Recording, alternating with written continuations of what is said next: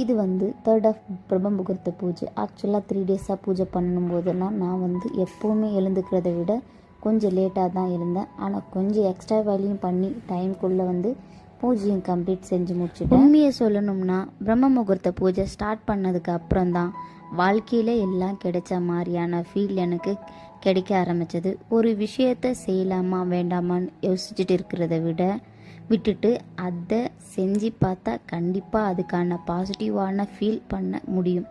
எனக்கெல்லாம் கஷ்டமே இல்லை, அப்படியெல்லாம் யாராலையும் இருக்க முடியாது. ஸோ அதெல்லாம் தள்ளி வச்சுட்டு நம்ம நம்புகிற கடவுள்கிட்ட பாரத்தை போட்டுட்டு மூவ் ஆகி போயிட்டே இருக்கணும். அப்புறம் வெளியே இருந்த விளக்குல திரி மாற்றி எண்ணெய் ஊற்றிட்டு விளக்கேற்றிட்டு அப்புறம் நான் எப்போவுமே பூஜை பண்ணும்போது ஃபஸ்ட்டு சாம்பிராணி தூபம் காட்டிட்டு அதுக்கப்புறமா ஊதுவத்தி தீபம் காட்டி முடிச்சதுக்கப்புறமா தூப ஆராதனைலாம் முடிச்சிட்டேன். பாப்பாவும் அன்றைக்கி என் கூட சீக்கிரமாக எழுந்து வந்துட்டாங்க.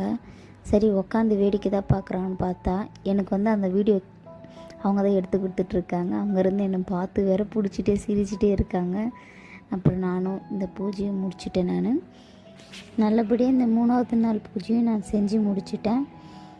இவங்க தான் என்னுடைய இன்றைக்கான கேமராமேனே எனக்கு இவங்க தான் எனக்கு இன்றைக்கி ஃபுல்லாக எனக்கு வீடியோ எடுத்து கொடுத்தவங்க. அதுக்கப்புறமா டிவியில் கொஞ்சம் நேரம் நானும் பாப்பாவும் சாமி பாட்டு கேட்டுட்டு கொஞ்ச நேரம் உட்காந்து அவளும் நானும் உட்காந்துட்டு இருந்தோம். இந்த வீடியோவை எடுத்து 2 நாள் ஆச்சு. பட் இதுக்கான டைம் கிடைக்கல. எடிட்டிங் பண்ணி முடிச்சுட்டு வாய்ஸ் ஓவர் மட்டும்தான் கொடுக்கறதுக்கு டைமே இல்லை.